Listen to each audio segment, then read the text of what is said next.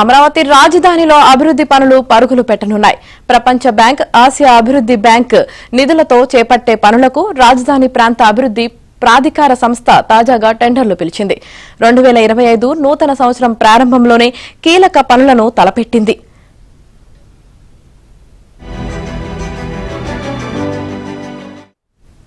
రాజధానిలో trunk infrastructure పనులకు 1206.79 కోట్ల వ్యయంతో 2 టెండర్లను ఆహ్వానించారు.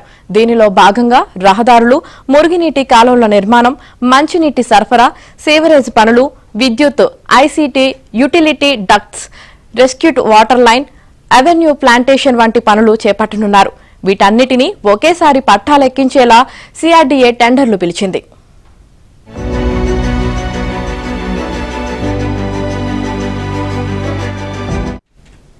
ప్రపంచ బ్యాంకు నిధులతో చేపట్టే పనులకు పిలిచిన తొలి టెండర్ ఇదే కావడం విశేషం.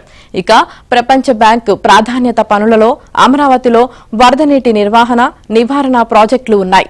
ఈ పనులను 3 ప్యాకేజీల్లో 1585.96 కోట్ల వ్యయంతో చేపట్టాలని నిర్ణయించారు. వీటికి రానున్న రోజుల్లో వరుసగా టెండర్లను పిలవనున్నారు. రాజధాని నగరంలో గతంలో తలపెట్టి నిలిచిపోయిన రహదారుల నిర్మాణ పనులను కూడా ప్రపంచ బ్యాంక్, ఏడీబీ నిధులతో చేపట్టాలని సిఆర్డీఏ నిర్ణయించింది. వీటికి 1500 కోట్ల అంచనా వ్యయంతో టెండర్లు పిలవనుంది.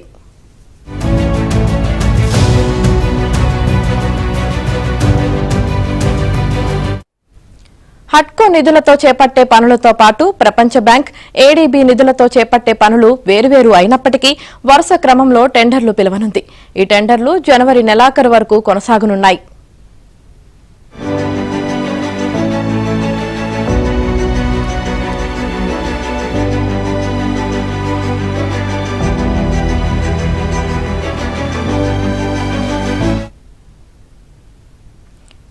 తెలుగు తల్లికి జలహారతి రాష్ట్రం దశ మారుస్తుందని సీఎం చంద్రబాబు దృఢంగా విశ్వసిస్తున్నారు. దీనిని సాకారం చేయడానికి ప్రపంచ బ్యాంకు తోడ్పాటు తీసుకోవాలని భావిస్తున్నారు. ఆ బ్యాంకు వివిధ ప్రాజెక్టుల కింద మన దేశానికి ఇచ్చిన రుణంలో మిగిలిపోయిన నిధులను ఈ పథకానికి మళ్లించే అంశంపై ఆయన దృష్టి సారించారు. అంచనా వ్యయం 80,112 కోట్లలో 40,000 కోట్లు ఇచ్చేందుకు కేంద్రం సానుకూలంగా స్పందించడంతో కార్యాచరణకు నడుం బిగించారు.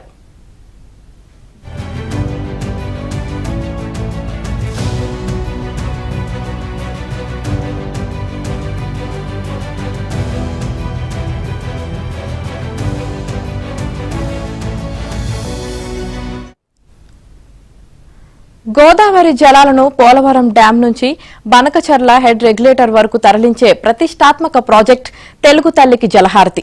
దీనిపై సీఎం చంద్రబాబు సోమవారం మీడియా సమావేశంలో ప్రజెంటేషన్ కూడా ఇచ్చారు. ఈ ప్రాజెక్టుకు 80,112 కోట్ల వ్యయం అవుతుందని అంచనా వేశారు. ఇతర రాష్ట్రాలతో లింకు పెట్టుకోకుండా, నదుల అనుసంధానం కింద కాకుండా రాష్ట్ర అంతర్గత అనుసంధానం ప్రాజెక్టుగా దీనిని ప్రతిపాదిస్తున్నారు.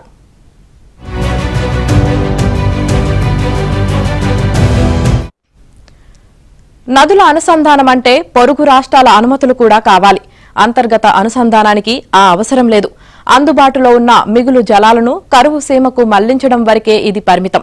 దీనిపై ఇప్పటికే కేంద్ర ఆర్థిక మంత్రి నిర్మలా సీతారామన్తో చంద్రబాబు చర్చించారు.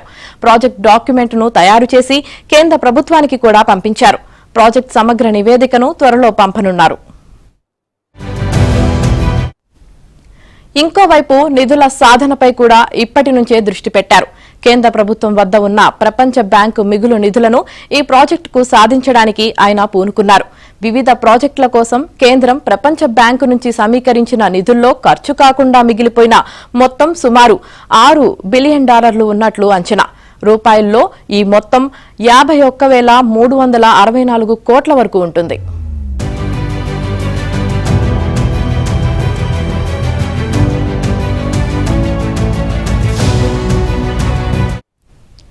ఏదైనా ప్రాజెక్టు కోసం సేకరించిన రుణంలో ఖర్చు కాకుండా మిగిలే నిధులను మరో ప్రాజెక్టుకు వినియోగించుకోవడానికి ప్రపంచ బ్యాంకు నిబంధనలు అనుమతిస్తున్నాయి.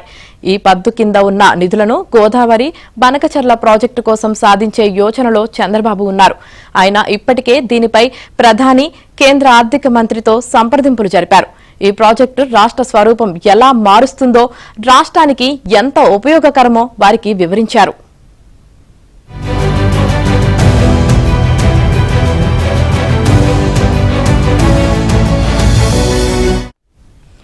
ప్రభుత్వ వర్గాల సమాచారం ప్రకారం ఈ ప్రాజెక్టుకు సుమారు 40,000 కోట్ల వరకు కేటాయించడానికి కేంద్రం సముఖంగా ఉంది.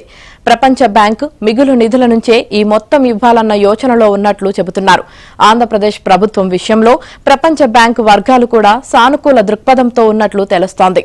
చంద్రబాబు సర్కార్ ప్రాజెక్టులను సకాలంలో పూర్తి చేస్తుందని, మంచి ఆలోచనలతో ముందుకు వస్తుందని ఆ వర్గాలు భావిస్తున్నట్లు రాష్ట్ర ప్రభుత్వ వర్గాలు పేర్కొంటున్నాయి.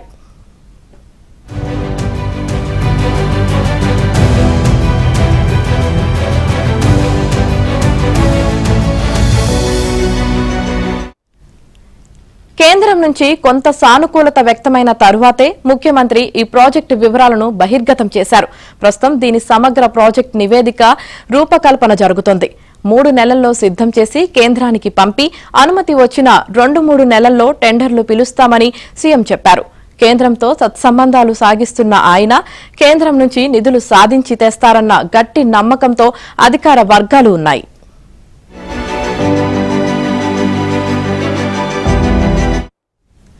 కేంద్రం 40,000 కోట్లు ఇవ్వగా ఇంకా మరో 40,000 కోట్ల జలహారతి ప్రాజెక్టుకు సమీకరించాల్సి ఉంటుంది.